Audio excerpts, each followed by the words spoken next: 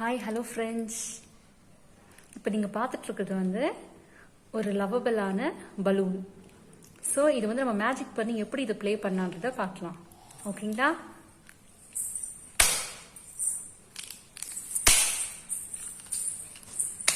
இது 3 டைம்ஸ் நீங்கள் டேப் பண்ணணும்.